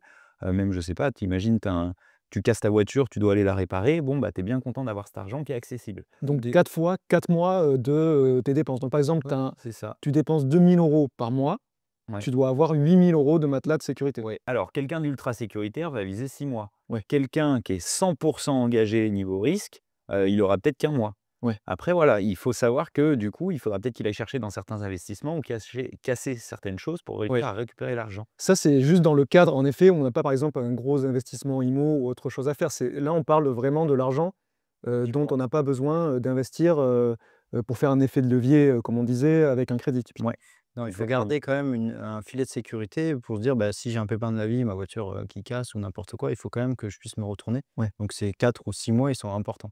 Mais donc ça, c'est important, ça veut dire que tout ce qui est au-dessus de 6 mois de matelas de sécurité, c'est cet argent-là qu'on va pouvoir aller faire travailler justement. Ça devrait clairement être doit se dire, ouais. Investi. Ouais, ils doivent être investis parce Parce que qu'effectivement, on est les champions du livret A, du LDD, du cerise, de tout ce qu'on veut, au plafond ou pas. Ça ne sert absolument à rien parce qu'en fait, on est sous l'inflation. exactement, l'inflation, en fait, J'allais c'est ce venir qu'on là. disait là, c'est comme un tapis roulant qui recule et en fait, nous, on va essayer de se battre contre ce tapis roulant. C'est-à-dire que cet argent, si tu as genre, 100 € aujourd'hui et ben, dans un an, tu achèteras un peu moins que ce que tu achetais il y a un an. Parce que tout augmente au niveau des prix et l'idée, c'est de placer l'argent, à un taux qui est plus élevé que l'inflation. Donc si elle est à 2, toi, tu dois marcher plus vite sur ton tapis pour quand même réussir à avancer au niveau de ton patrimoine. Ouais, Donc si tu places sur un livret qui est à 2, en fait, tu as rien gagné, tu as c'est juste ça. contré l'inflation. Donc l'idée, ça va être de placer à 3, à 4, à 5, et nous, on essaye de viser une moyenne sur nos investissements aux alentours de ce qui se fait sur les marchés mondiaux au niveau de la bourse, c'est-à-dire à peu près 8, 8,5%. Ça fait 30 ans que c'est à peu près la moyenne. Ouais. Ça, c'est super intéressant. Donc en effet, finalement, la bourse, on ne perd pas son argent systématiquement, bien au contraire. Les rendements le prouvent que depuis que la bourse, en effet, existe, on est sur des rendements entre 7 et 9, ce qui est quand même assez impressionnant. En fait, le mécanisme, il est simple, c'est que quand on prend des gros indices, typiquement les 500 plus grosses, entreprises Américaine. américaines, ces entreprises-là, de toute façon, s'il y a de l'inflation, leur prix de vente va augmenter. Et donc elles font minimum l'inflation, voire le battent, parce que vu qu'elles font de la croissance, et ben, il faut qu'elles battent cette inflation. Donc si on s'expose à ces entreprises qui, de toute façon, vont suivre l'inflation et vont faire mieux, puisque leur but, c'est de faire mieux, et ben, on a peu de risques, en fait, de perdre contre l'inflation, puisqu'elles vont le faire. Oui, alors que si on le laisse sur notre livret A en pensant que c'est sécurisé, on ne le perdra jamais, finalement, en fait, on perd du pouvoir d'achat et nos 100 € deviennent 80, 70, 60, etc. Ouais, on a tous les 2 connu, des assurances vie. J'allais venir sur Voilà, l'assurance vie. on a tous les 2 connu l'assurance vie de base où on nous propose à l'intérieur le fonds euro, qui est vraiment le truc basique, le fameux qu'ils proposent. Mais ils savaient que derrière nos assurances vie avaient tellement de frais. Moi, j'ai réussi à faire des années en négatif sur ce qui était sécuritaire. Ouais, c'est incroyable. Donc c'est complètement abusé. Quentin, il a une assurance vie, vas-y, donne les chiffres. Moi, j'ai une assurance vie que j'ai pris date, que dans les assurances vie, on dit il faut prendre date, il faut Oui. ouvrir son assurance vie. Donc ça, juste pour faire un petit récap, c'est l'enveloppe, c'est le contenant. Exactement. Et tu as un avantage fiscal au bout de 8 ans. Donc c'est pour ça qu'on dit prenez date et retirez pas avant Ouais. 8 ans. Comme le PEA, finalement. Ouais. Mais à l'époque, moi, je ne savais pas que c'était un contenant. Je n'avais pas compris le système non plus, hein. C'est que je ne savais pas que c'était une enveloppe et qu'on pouvait mettre plusieurs choses dedans. C'est le conseiller qui est en face de nous. Bah, vous voulez faire sécuritaire, pas sécuritaire, qu'est-ce que vous voulez mettre? Il dit, bon, j'en sais rien. Bah, je vous conseille de mettre du fonds euro. Bah, super. Il a sa petite mixture toute prête. Voilà, et lui, il sait moyennement ce qu'il fait aussi. Et j'avais laissé fonds euros. Donc, je l'ai laissé pendant 11 ans. Vu que j'abondais, bah, j'avais 40 000 € au bout d'un moment. Et j'ai voulu racheter parce que je voulais faire de la crypto, parce que c'était le moment. Je m'étais formé, c'était le moment de faire de la crypto. Je voulais racheter mon assurance vie. Et je me suis dit, bon, bah, allez, je vais racheter. J'ai abondé 40 000 €. Je sais pas, je vais sortir avec 60, 70 000 €. Et ben, je suis sorti avec 40 500 €. Incroyable. Belle plus-value. 11 ans. En 11 ans. En 11 ans, si on calcule l'inflation, c'est comme si j'avais perdu 10 000 €. Ouais. C'est comme si tu les avais laissés sur le livret A, finalement. Non, le livret A, il était mieux rémunéré. Encore, il était mieux rémunéré, ouais, tout à fait. Rémunéré. Et si tu les avais placés juste sur un ETF monde, par exemple, c'est les 1500 plus grosses entreprises du monde, bah, tu aurais travaillé en moyenne à 8,5% par an. Et c'est un Donc, problème. Là, c'est un problème de conseil, évidemment, mais de connaissance. C'est que dans cette assurance vie, j'aurais pu lui dire, non, mais moi, comme unité de compte dans cette assurance vie, je veux du S&P 500. Ouais. Et juste le fait de dire ça sur 11 ans, bah, j'aurais multiplié par 2, en fait. Ouais, c'est assez fou comme histoire, ouais. C'est le problème de formation plus que de conseil, évidemment, mais de formation. C'est juste ne pas avoir orienté là où je voulais. Et c'est pour ça que cette Et formation. de ne pas s'en être occupé, finalement, aussi. Exactement. Et c'est un peu le problème parce On fait qu'effectivement, confiance bêtement en sortant, on n'avait pas les connaissances ouais, et tout. mais même, tu vois, si on parle de l'IMO, vu qu'en France, on est les champions de l'IMO, on a beaucoup plus de connaissances en IMO, Mmh. au global, qu'effectivement sur les marchés ou sur les assurances vie, sur le PEA, comment ça fonctionne, etc. C'est ça. Alors que pourtant, ça ne demande pas plus de temps de se former et de Si. connaître un peu les bons outils. Et c'est moins compliqué que ce qu'on pense. En fait, le jour où on a réussi à comprendre cette différence entre enveloppe et support, on se rend compte que peu importe l'enveloppe que tu prends, en fait, c'est toujours quasiment les mêmes choses que tu mets dedans. C'est plus ou moins restreint, juste. Exactement. C'est les mêmes choses. En fait, ça nous a vraiment permis de, comprendre quel produit correspond à quoi et à quoi ça sert et où on peut le mettre. Et d'ailleurs, je ne suis même pas sûr que ces enveloppes, elles existent dans tous les pays. Parce que c'est plutôt des enveloppes fiscales en France. Complètement. Donc le PEA, c'est français, plan d'épargne salariale, c'est caractéristique de chez nous aussi. Donc Alors que pour le coup, on a des avantages fiscaux qui sont conséquents sur cette partie. C'est pour reprendre un peu ce qu'on disait sur effectivement réduire son imposition. Ça en fait partie in fine quand on va ressortir l'argent. Mais effectivement, si on ne sait pas sur quoi mettre dans ces enveloppes, finalement, en fait, elles ont que peu d'intérêt. exactement. C'est ça. Il y a peu d'intérêt en fait à créer, à faire des enveloppes, à faire des investissements si on ne comprend pas comment ça marche et on n'a pas battu l'inflation. Si vous battez pas l'inflation, vous prenez de l'or, vous le mettez dans un coffre et au moins on est sûr de battre l'inflation, quoi. Mais si on veut être plus performant, il faut quand même s'investir un tout petit peu et comprendre comment ça marche. Mais si les gens écoutent cette émission, c'est qu'ils vont le comprendre. Et après, il faut choisir à l'intérieur. Et maintenant, en fait, on fait des trucs très simples, mais que ce soit les PER, on met du S&P. Souvent, on met du S&P 500 ou en tout cas des ETF Ouais. pour dire on est exposé aux plus grosses boîtes mondiales. Les plus grosses boîtes mondiales, c'est les plus grosses. C'est pas ça qui Et compte. en poule automatique, en Et plus. puis on a une poule, bah, t'en as 499 autres. C'est pas grave, ça va tourner, elle va être remplacée par une autre. La probabilité que les 500 coulent en même temps et que du coup tu perds tout, elle est proche de zéro. Mais ça veut dire que l'économie irait au tapis, les termes qu'en fait, on a un problème plus grave derrière vous avez. C'est ça, ce sera pas très grave de perdre son argent. Parce que là, on sera dans la rue et ça sera un peu plus compliqué. Justement, on peut passer à vos investissements préférés. Bah, c'est l'IMO au départ. Tant qu'on peut le faire, on le fait. Ouais. L'IMO, puisqu'on va chercher Le le levier levier bancaire. bancaire. Levier bancaire, donc Après, on IMO, se ouais. heurte comme tout le Ça monde. serait donc c'est le numéro 1 pour vous, l'IMO? En fait, Est-ce que c'est le choix de cœur ou le choix de raison? nous, c'est le choix du levier Du bancaire levier. Ouais. où on se dit qu'on va au maximum du taux d'endettement. Tu sais qu'aujourd'hui, c'est beaucoup moins souple qu'avant. Oui. C'est 35% d'endettement, quasiment point barre. Après, il y a des méthodes de calcul un peu différentes selon les banques. mais globalement, c'est plus difficile qu'avant de passer au-dessus. Donc nous, on va au maximum de ce qu'on a le droit de faire. Au fur et à mesure que les loyers rentrent, bah, des fois, ça nous permet de réemprunter un peu et ainsi de suite. Mais globalement, on a fait IMO jusqu'au maximum. Et après, vu qu'on n'est pas non plus un expert que dans un domaine ou un passionné prêt à mettre des dizaines d'heures par semaine que sur un seul domaine, on a une stratégie vraiment un peu de diversification où on a aussi bien du à risque que des choses moins à risque, avec, je sais pas, des obligations d'État, par exemple, sur des trucs plus sécuritaires, ou à l'inverse, on a tous les deux de la crypto, on a pas mal d'investissements dans des startups, donc très à risque. Ouais. Donc voilà, on a vraiment varié pour avoir un panel un peu complet. Et selon les périodes, bah, par exemple, on sait qu'en ce moment, la promotion immobilière, c'est un peu plus compliqué, donc on va moins aller là-dessus. À l'inverse, on a été un peu plus exposé à la crypto juste avant les périodes où ça a bien monté, parce qu'on savait que c'était une meilleure période. Ouais, tout à fait. On a essayé de suivre légèrement le mouvement du Il moment. faut suivre la tendance, mais ça, en effet, c'est quand tu veux y consacrer un peu de temps. Exactement. Pour les investisseurs, futurs investisseurs qui nous écoutent, j'ai pas tellement de temps à consacrer. Quel serait mon investissement préféré finalement? Moi, je Franchement, dirais sur l'IMO. IMO puis PEA Ouais, avec ETF, par un exemple. bel ETF SP500 ou un ETF World. Je varierais, ouais, je mettrais du SP500, du World, MSCI World, donc ça, c'est les 500 plus grosses entreprises. Nasdaq, c'est les 100 plus grosses entreprises de la tech. On croit que tu aimes bien ça. J'aime bien la tech, oui, c'est vrai, c'est vrai, c'est vrai. Non, et donc on diversifierait comme ça. L'IMO pour Ouais. l'aspect palpable, Ouais, et après des ETF sur un PEA où Voilà. la fiscalité est un peu intéressante, quoi. Et selon si on a des enfants ou non, par exemple, l'assurance vie peut être aussi une bonne Ouais. solution pour la transmission ou pour créer un futur patrimoine pour son enfant. Et donc dans ces assurances vie, on met des ETF finalement. Exactement, tu as tout compris. Si on veut pas le gérer nous-mêmes, Ouais. il faut faire de l'ETF. OK. Et donc en effet, si on veut passer un peu plus de temps du côté boursier, on peut chercher effectivement des actions qui nous intéressent. Tu parlais effectivement des actions comme Microsoft ou autres, ou Apple, qui effectivement augmentent leur prix si l'inflation augmente. Quelque chose qui est pas mal intéressant et aussi appliqué, c'est d'investir sur les produits qu'on utilise au quotidien. Par exemple, on a un iPhone, et ça peut être intéressant d'aller voir Apple, qui est la première entreprise mondiale, regarder comment ça marche, regarder les cours, et cetera.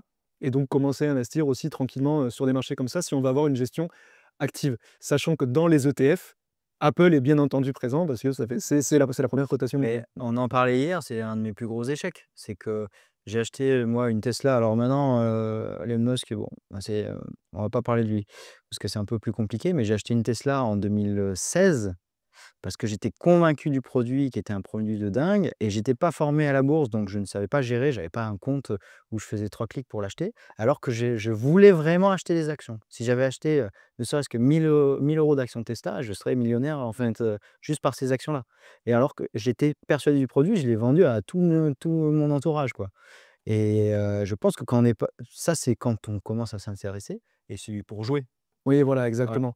Ça, Mmh. c'est important de le dire parce qu'en effet, heu, choisir ces actions, donc ce qu'on appelle le stock picking, C'est beaucoup plus à risque. ça doit être réservé à une élite, entre guillemets, si on veut battre le marché, parce que ça a été prouvé qu'en effet, battre le marché, c'est extrêmement compliqué. Ce qu'on appelle le marché, Dur.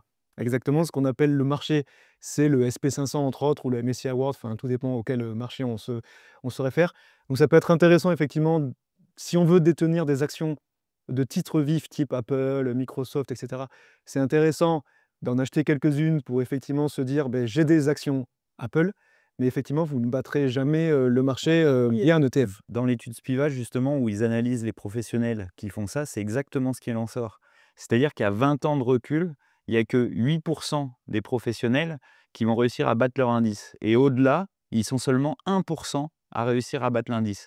C'est-à-dire que même des pros qui ont fait des études là-dedans, qui ont des traders en plus, qui ont des analystes, qui ont tout, ils n'arrivent pas à battre ces indices. Ouais. Donc ça veut dire que si jamais on estime qu'on veut réussir à le faire, faut être dans les 1% qui sont les meilleurs. Ou alors d'avoir des connaissances spécifiques dans un domaine, et dans ce cas-là, on peut réussir à se détacher dans ce domaine. Mais c'est vraiment quelque chose qui est quand même plus à risque Ouais, et et puis plus qui est très chronophage aussi finalement, donc voilà, Chronophage. c'est un que plaisir. ça soit fausse passion, ouais, complètement. Après, on peut aussi s'orienter vers les entreprises qui versent des dividendes. C'est-à-dire qu'on a des actions où on peut investir dans l'action, et on n'investit pas forcément à la hausse et à la baisse. On investit sur les revenus réguliers. On a des actions comme Total, Apple, qui versent des dividendes régulièrement. Et donc, bah, c'est comme si on faisait partie de la société. Ils On font est des gros- actionnaire. on est actionnaire, ils font des gros bénéfices, ils répartissent les bénéfices sur les actionnaires, et on prend une part du gâteau, quoi. Alors ça, comment ça marche? C'est très simple, hein. Si on a 1 d'une boîte et qu'en fin d'année, il y a un bon bilan qui est fait et qui décide de verser 100 € de dividendes, bah, si on a 1 on touche 1 € sur les 100 €. L'actionnaire majoritaire, si lui, il a 51 bah, il va toucher 51 €. Et c'est comme ça qu'il fonctionne et au final, c'est une stratégie comme une autre. Il y en a qui sont très opposés à cette stratégie des dividendes, d'autres pas du tout. Mais clairement, c'est aussi un revenu récurrent qui peut fonctionner très bien. Avec la fiscalité qui va avec quand c'est un revenu Ouais. récurrent. Puis c'est quelque chose aussi de très français ça, parce que beaucoup se plaignent en effet des actionnaires, de Total qui empochent des dividendes et cetera. En fait, c'est accessible à tout le monde. Ah bah, à partir de L'action de Total, elle est à moins de 50 €. À partir de 50 €, grosso modo, on peut commencer à toucher des dividendes, Total. Donc Même moins dans une assurance vie, ça peut être du fractionné, à partir d'1 €, tu pourras ouais, avoir en du plus, Total. c'est vrai. en plus. OK, très clair. On va parler de comment on peut définir sa propre, stratégie d'investissement. Pourquoi il est crucial d'avoir une vision à long terme? C'est un peu ce qu'on a dit effectivement avec les intérêts composés et que le temps est grosso modo, notre allié. Hem, il y a un plan en 7 étapes pour, construire, une stratégie, solide. Est-ce que vous pouvez nous en parler? Bah, vas-y, on en fait une chacun notre tour. Allez, vas-y, je t'en prie. Alors étape 1, c'est ce qu'on a dit tout à l'heure, c'est l'état des lieux des dépenses. Donc c'est vraiment voir ce qu'on fait au quotidien. Ça ne se fait pas sur le dernier mois, hein. Il faut prendre l'année en cours, pour vraiment avoir un truc qui est plutôt juste. Parce que forcément, le mois où tu prends 2 semaines de vacances, bah, tu auras pas les mêmes dépenses que celui où tu as bossé non-stop. Donc il faut faire l'état des lieux sur l'année dernière, par exemple les 12 derniers mois, regarder un peu ses dépenses et puis vraiment noter ça, dans un tableau ou sur une feuille, peu importe et puis chercher, lesquelles sont vraiment utiles pour moi, lesquelles Ouais. sont vraiment importantes pour moi. Actif, passif, voilà, grosso modo. Exactement. Est-ce qu'on a, 15 abonnements télé différents? Donc voilà, il faut essayer de cibler celles qui sont pas très importantes. Est-ce que fumer un paquet de clopes par jour, c'est une bonne idée? Est-ce que voilà, c'est plein de petits trucs comme ça à mettre dans la balance et voir si c'est Donc utile. c'est faire son état des lieux, comme on a dit au tout début. OK. On l'avait fait avec, j'avais fait l'exercice avec mes assistantes dentaires et on leur a fait, remplir elles-mêmes la liste des dépenses qui étaient pas utiles. Mais c'était des toutes petites dépenses. Ça pouvait être, le paquet de bonbons, oui, elles sont dans un cabinet dentaire, elles mangent des bonbons. Le paquet de bonbons qu'elles s'achètent entre midi et 2, le croissant, la clope, le café et en fait, on se rendait compte qu'à la fin du mois, il y avait parfois 300-400 € Et ouais. qui partaient dans des trucs les paquets de bonbons et les clopes, c'est quand même pas le truc le plus indispensable au monde, hein. Ouais. Puis on se rend pas compte, mais 300-400 € à placer par mois sur, 30 ans, mais c'est monumental, hein. On a des Avec un traitements taux de d'investissement. 8 comme on a dit Exactement. sur le SP500 ou le MSCI World, On a c'est essayé quand même conséquent. des trucs comme ça pour les assistantes avec des placements à environ 140 € par mois. Alors elles étaient très jeunes certes, mais à l'âge de la retraite, elles avaient un pécule de plus d'1 million d'euros, C'est largement, énorme. en plaçant sur des choses qui sont Donc il y a la régularité aussi, c'est ça qu'il faut mettre, en avant. exactement. Et on avait même fait l'exercice où il y avait pas de régularité. C'est-à-dire que je leur ai dit: «Bah, OK, bah, vous faites un effort pendant 1 an et demi, ça vous donne un apport, vous achèterez un appartement avec cet apport et ensuite, avec les revenus qui vont rentrer, en fait, vous aurez pas forcément d'effort d'épargne à faire Et vous y si touchez pas. et vous y touchez pas Ouais. et vous pourrez reprendre vos mauvaises habitudes de clope et autres». Évidemment, c'est pas le but, hein, une fois qu'on a enlevé les mauvaises habitudes, c'est les garder, mais on peut même envisager de faire des investissements comme ça ponctuels. C'est pour les gens qui sont, bloqués, mais je pense qu'une fois qu'on en a fait un, on comprend le Et système. psychologiquement, c'était plus facile de se dire: «OK, je fais cet effort, mais que de façon temporaire. Après je reprends. Ouais, Une ouais, fois ouais. qu'on est dedans, Oui, finalement, on reste vraiment» après, ouais. et voilà. Ouais, mais quand on le reste, après, c'est mieux. Ensuite, on choisit la proportion de ses revenus à investir. Donc, c'est ce que tu disais, les proportions. Souvent, on descend rarement en dessous de 50 sur les trucs indispensables. Donc, le loyer ou en tout cas, l'habitation, le, moyen de transport, la nourriture, les différents, abonnements obligatoires, les assurances et autres. Ça, on va pas pouvoir descendre beaucoup en dessous de 50. Ça, c'est les gens qui ont des salaires un peu plus bas où c'est un peu plus difficile. Parce que forcément, cette proportion-là, bah, si on gagne 1 500 €, c'est clair que ça va être difficile de se dire: «OK, j'utilise que 30 pour vivre», C'est pas proportionnel au salaire finalement. exactement. Donc ça, Il y a des un coûts petit de peu base, plus dur. on va dire forfaitaires, si on Ouais, peut dire ça comme ça. exactement. Par contre, il y en a beaucoup qui ont des fois des gros revenus, mais qui dépensent 70 pour leurs dépenses indispensables parce qu'ils se mettent au taquet de ce qu'ils peuvent faire. C'est pour ça que finalement le revenu et le salaire qu'on a, tous les mois ne veut rien dire par rapport à sa capacité, d'investissement et qu'effectivement, C'est il y ça. a des personnes qui vont être au SMIC et qui vont pouvoir investir bien plus C'est ça. en manière en manière absolue, que quelqu'un qui a un revenu de 10 000 € par exemple, si effectivement il a des dépenses qui sont, gigantesques. Donc ça, c'est important aussi à comprendre, que c'est pas parce qu'on a un très gros revenu ou au contraire parce qu'on a un petit revenu qu'on va pouvoir plus ou moins investir et de plus ou moins qualitativement, quoi. C'est accessible à tout le monde, Ouais. Soniquement. Si on gagne 50 000 € par mois, mais qu'on en dépense 51, On sera pauvre. en fait, on sera pauvre. Exactement. On n'arrivera pas. Et celui qui gagne 1 500 € par mois, mais qui arrive à mettre 300 € de côté, il est vachement plus riche que l'autre. Ouais, donc ça, c'est une super nouvelle, en effet, pour les «petits salaires» entre guillemets. En fait, c'est pas la fin du monde, quoi. C'est pas parce qu'on est au SMIC ou Non. qu'on est juste un peu au-dessus qu'effectivement, l'investissement n'est pas à notre portée, bien au contraire d'ailleurs. Et après, dans les proportions, après ces 50%, là, il va falloir arbitrer. Combien vous faites de plaisir? Combien vous faites d'investissement? 20-30, mais dans quel sens? Ouais. Est-ce que vous êtes dans une phase où vous voulez accélérer le patrimoine pour pouvoir ralentir un peu plus tard et donc vous allez augmenter la part investissement, diminuer la part du plaisir? Ça, Oui, c'est malléable, en fait, il y a rien qui est écrit dans le marbre. Et On peut manier ça, au mois le mois, à l'année. Ça, à essayer de s'y tenir au moins à l'année, par exemple. Si tu te dis: «OK, cette année, je fais gaffe, j'investis Oui. 25% de mes revenus», quand tu touches ton chèque de paye ou ton virement, tu te dis: «OK, ces 25, je les prends tout de suite, dès le début». On n'attend pas la fin du mois pour se dire: «OK, il reste 25 ou Ouais. quoi». On les prend tout de suite et on les investit. Et je les mets dans une de mes enveloppes, avec, mon contenu, spécifique. OK. Exactement. Étape 3, c'est faire la chasse aux mauvaises dettes. Donc ça, on en parlait tout à l'heure, typiquement avec le levier bancaire inversé. Si vous avez des prêts à la conso ou des dépenses, qui ont le levier bancaire dessus, vous savez que c'est un accélérateur d'appauvrissement. Donc typiquement, si jamais j'en ai, moi je vais avoir tendance à regarder, alors si j'ai emprunté très bas, par exemple, moins de 1,5% ou moins de 1%, la question ne se pose pas, mais je pense qu'à partir de 2%, j'aurais tendance à dire de d'abord essayer de les solder et ensuite d'investir, Ouais. pour le reste. C'est un peu l'exemple de la télé finalement, c'est-à-dire on veut avoir une télé 80 pouces. On va faire un crédit conso pour se la payer, alors que finalement on va regarder la même chose que sur une télé 40 pouces. C'est ça. Et donc le différentiel justement, c'est cette partie-là qu'il faut aller chercher et qu'on va pouvoir aller investir finalement très facilement. C'est ça. Ça me fait rire parce qu'il y avait une pub à la télé, quand on était gamin où, il y avait un mec qui dit: «J'ai trouvé la solution pour voir mieux mon écran, le JMMPP. Je me mets plus près». Ouais, c'est clairement. Image bien le truc. Alors la 4e étape, on est non, la 3e étape? 4e 4e étape, étape. On va fixer des objectifs et vérifier leur faisabilité. Donc ça, c'est le plus important en fait, Et tableau. avec des tableaux. C'est-à-dire que où vous voulez aller et à combien, d'accord? Quand, où et combien. C'est-à-dire que vous allez vous dire: moi, je veux dire, je voudrais avoir, 2 000 € de revenus passifs, à, 40 ans, à 50 ans». OK.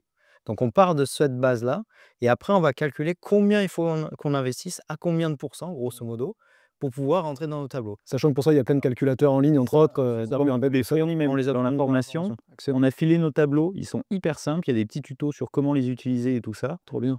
C'est clairement hyper facile. On est resté sur des trucs qui sont pas complexes, on n'est pas rentré dans des tableaux avec plusieurs pages, avec des tableaux croisés dynamiques, pas du tout, hein, juste des plus, des moins et quelques multiplications. Et du coup, franchement, très facile à utiliser pour savoir où on va, quand on y arrive et ce qu'on aura en face plus tard. On n'est pas des matheux, hein, c'est des plus, des moins, des Donc divisions, en fait, on planifie vraiment, son investissement C'est ça. financier et son avenir financier. et en plus, on va planifier sa stratégie en fonction de son profil de risque. C'est-à-dire que, si on est plutôt un profil, qui aime pas trop le risque, on va prendre des pourcentages dans notre tableau qui vont être plus, vers les 5%.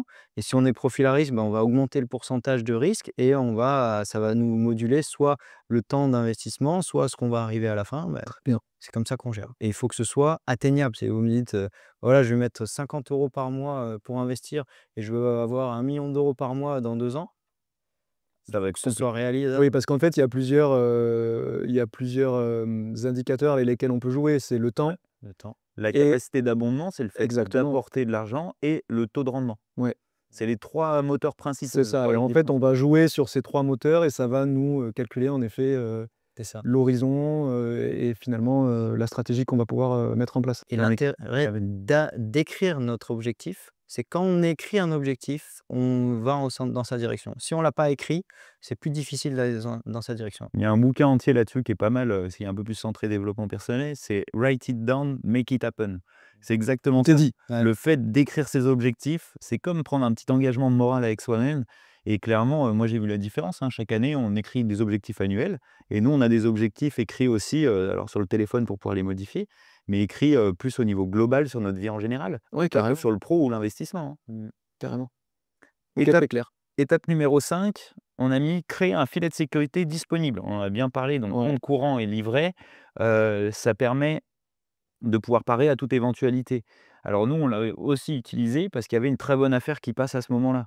On a déjà pris dans ce filet de sécurité parce que, bah, OK, c'était l'opportunité du moment, on ne veut pas la laisser passer, tac, on prend dedans pour faire ça. Et c'est vrai que nous, on est plutôt aux alentours de 4 mois avec 2 semaines sur le compte courant et 3 mois et demi sur les livrets, mais ça peut pas être à moduler pour, chaque personne, hein. Si les gens ont vraiment cherchent plus de sécurité, ben, on va viser les 6 mois comme tu disais. Après, on en a déjà rencontré qui avaient, que 1 mois sur leur, Sachant que ça, c'est pas lié au salaire, hein, c'est-à-dire que c'est vraiment indépendant du salaire, c'est vraiment c'est les dépenses qu'on a ouais, sur les mois. c'est le train de vie, exactement. Exactement. C'est, par exemple 4 mois de train de vie. Si vous avez, 3 000 € de salaire, mais vous ne dépensez que, 1 000 € par mois, bah, vous avez besoin en fait que de 4 000 € mis sur ça. C'est pas 4 fois le salaire, quoi. Ouais. C'est les dépenses. Le point numéro 6, constituer un capital sécuritaire ou non et choisir son niveau de risque. Et ben là, il va falloir se connaître. C'est-à-dire que quand on fait un investissement, il ne faut pas qu'on n'en dorme pas la nuit. Clairement. Sinon, c'est pas viable parce qu'on veut faire de l'investissement pour être tranquille et si on fait un arrêt cardiaque parce que c'est stressant de voir les courbes qui font, parce qu'on a un C'est profil, pas l'intérêt derrière, oui. voilà, un profil pas risqué et qu'on a mis tout sur la crypto, ben, à un moment donné, vous allez faire un arrêt, hein, et là, c'est sûr. Ouais. Parce que quand vous allez regarder tous les jours les courbes qui font comme ça, vous allez faire un arrêt. Donc c'est pas le but, c'est qu'on définit son profil de risque et en fonction de son profil de risque et ben, on va aller chercher plus ou moins, des investissements qui sont plus ou moins risqués. C'est important de se connaître là-dessus, c'est que encore une fois, on n'est pas là pour pas dormir la nuit, quoi. Vous faites votre investissement et il doit tourner tout seul, comme ça vous êtes tranquille. L'idée, c'est effectivement d'essayer de moins regarder possible, les investissements qu'on a faits et se dire aussi, être OK avec ça, qu'effectivement les investissements, tout investissement comporte des hauts et des bas. Exactement. Dans une fenêtre de temps très courte, effectivement, ça peut perdre comme ça peut monter, mais ce qui nous intéresse, nous, c'est vraiment sur une échelle long terme et ce qu'on a vu notamment sur toutes les datas, depuis que la bourse existe, c'est qu'effectivement, malgré toutes les guerres, malgré tous les cracks et cetera, ça ne fait que monter finalement. Exactement. Et puis Donc dézoomer, prendre du recul, c'est ça. être OK avec cette stratégie et effectivement, le principal, c'est vraiment de se poser la question: «Est-ce que si je mets sur cet asset-là, est-ce que je vais bien dormir?» Ouais et j'en ai pas besoin parce que, si j'en ai besoin, si ça se trouve, je vais sortir au mauvais moment. Donc il faut dormir avec ce truc-là, c'est que je mets sur cet asset-là, ça correspond à mon profil de risque et je sais que normalement, cet asset-là, j'ai dit que c'était en 8 ans. Je Ouais. dis pas: «Bah, c'est en 8 ans, mais de l'année prochaine, je le récupère». Non, bah, là, vous allez Après, complètement on en présente quand même quelques-uns où on peut récupérer aussi, hein. bien sûr, mais l'idée c'est de respecter un peu la règle parce que si, tu dis: «Bah, OK, le marché, le S&P, il est super, sur 10 ans», mais si tu achètes aujourd'hui qui est très haut et que ça fait une petite bulle et que dans 6 mois tu revends, bah, tu peux avoir perdu.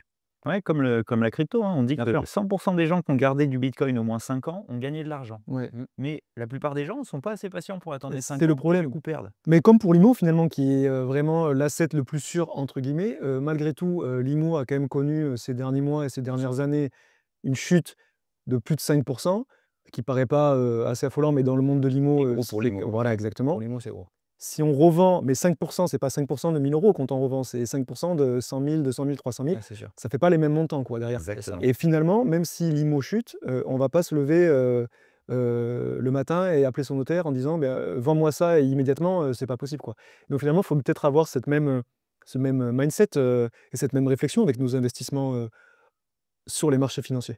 Tu as tout à Ça fait raison. éviterait beaucoup de déconvenues, je pense. C'est exactement ça. Faut pas être dans l'urgence, de toute façon, en général, pour ce type d'activité. En tout cas, connaître son profil de risque pour être, Ouais. tranquille.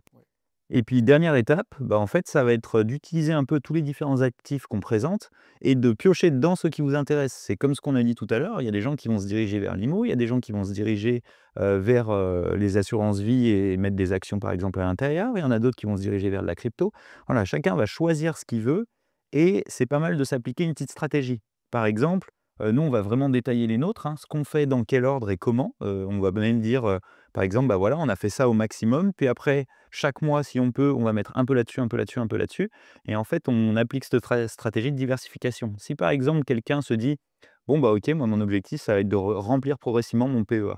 Eh ben, très bien, il ouvre son PEA et puis il se dit que tous les mois, il va mettre par exemple 10% de ses revenus sur le PEA. et ainsi de suite. Et ça va lui permettre d'acheter régulièrement et de faire évoluer. Puis il peut y avoir aussi 5% sur une assurance vie ou 10% sur autre chose. Et Mais ainsi de suite. il va pas donner 10% à la banque, qu'ils mettront où ils veulent. Exactement. Mmh.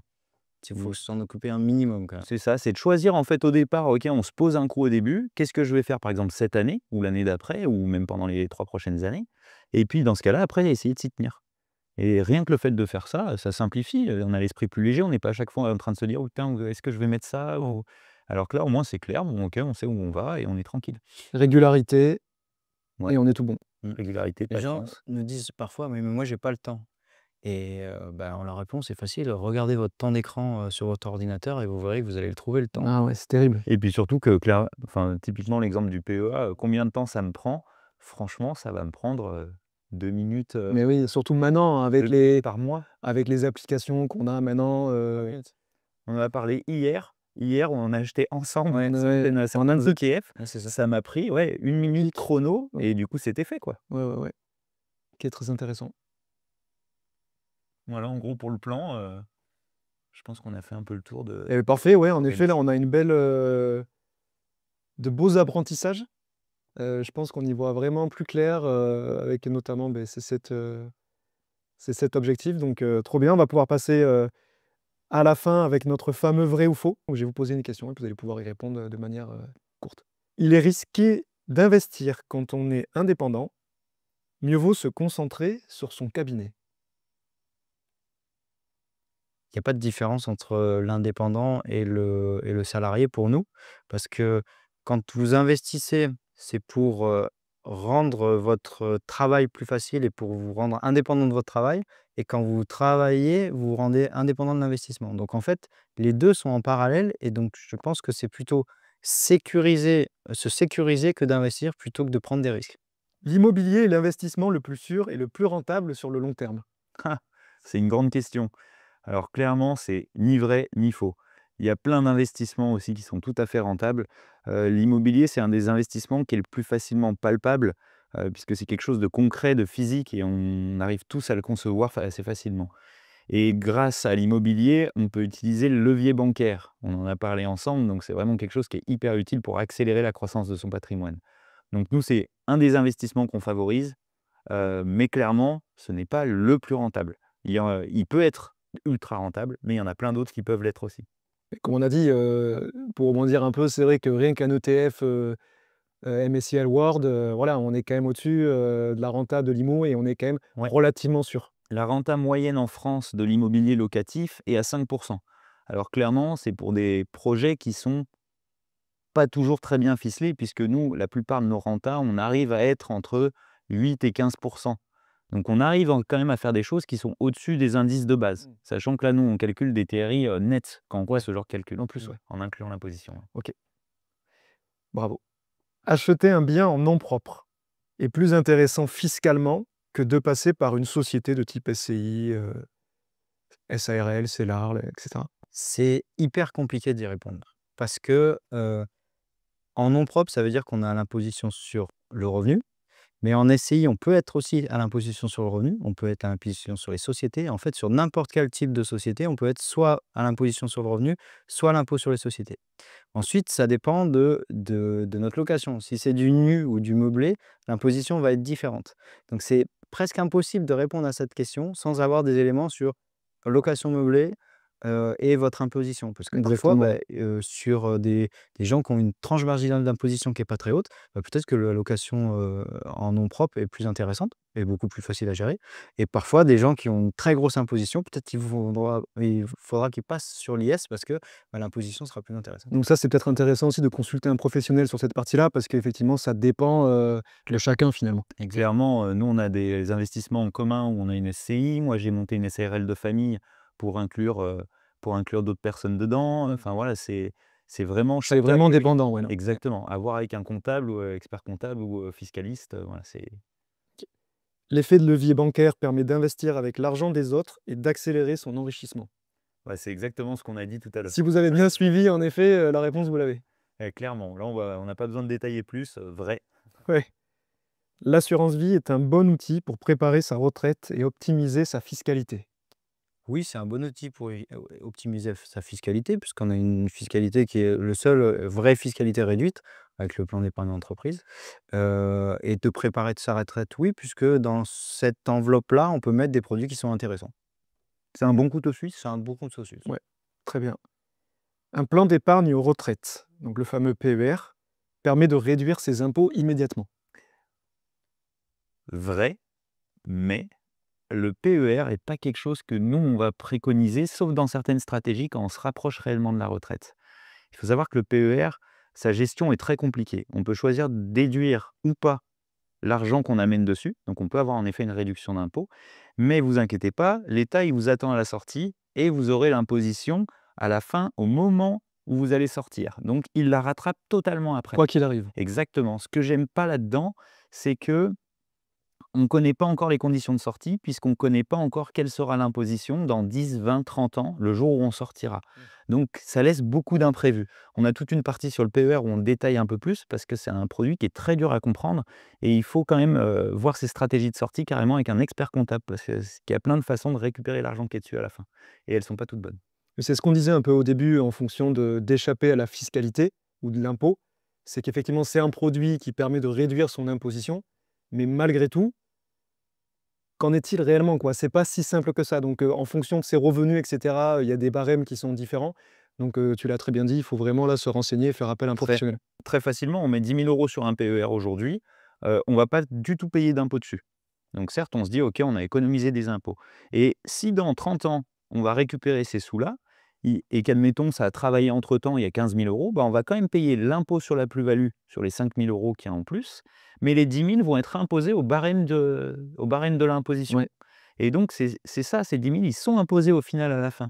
Mais comment? Et on ne sait pas encore dans quelles conditions. Et c'est ça qu'on n'aime pas forcément. Et dans notre stratégie, en fait, cette stratégie, elle marche si, quand on arrive à la retraite, on a une grosse baisse de revenus. Ouais. Mais dans notre stratégie, ben, on n'a pas de baisse de revenus Et quand oui, on arrive à la retraite. parce qu'on a fait fructifier son patrimoine, on a fait des investissements qui sont intéressants, et cetera. Exactement. Donc c'est super important en effet, il faut bien le répéter, tout investissement qui est lié ou qui est dédié à faire, pour améliorer sa fiscalité, il faut vraiment prendre du recul sur ça et comprendre un peu les tenants et les aboutissants et ce qui va se passer à la fin. C'est ça. L'État fait pas de cadeaux.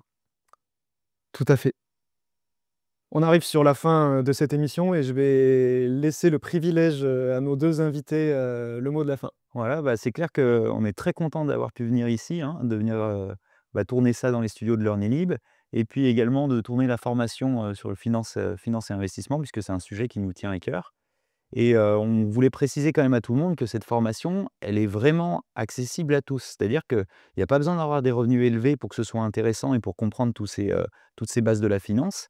Elle ne s'adresse pas du tout qu'à nos confrères chirurgiens dentistes. Nous d'ailleurs, quand on l'a fait pour nos groupes d'amis, il y avait des gens de tout horizon et de toute profession. Donc c'est vraiment quelque chose qui est important. Nous, c'est tous des concepts qu'on aurait aimé connaître plus tôt et qu'on a découvert un peu tard à notre goût, mais mine de rien quand même assez tôt. Donc ça s'adapte vraiment à tout le monde. L'investissement, il commence à 1 €. À partir du moment où on a investi 1 €, on peut commencer à investir. Donc, c'est ouvert à tout le monde. Ouais et surtout cette formation, elle permet de démystifier, tous ces concepts qui paraissent, totalement compliqués, obscurs et qui ne le sont pas du tout. Donc franchement, ça va être super et vous allez, assurément aider, tous les confrères, consoeurs et effectivement pas que. Merci Quentin et Nicolas, d'avoir passé cette, émission ensemble, j'espère qu'elle vous a plu, que vous avez appris énormément de concepts et qu'elle vous a permis de démystifier, toutes ces données, sur la finance, l'investissement. Et pour aller plus loin, comme l'ont dit, Nicolas et Quentin, n'hésitez pas à nous retrouver, sur leur formation. Vous avez le lien dans la description et vous pouvez retrouver ce podcast, sur, Spotify, YouTube, Deezer, sur toutes les plateformes. Merci. Très bientôt. Merci beaucoup.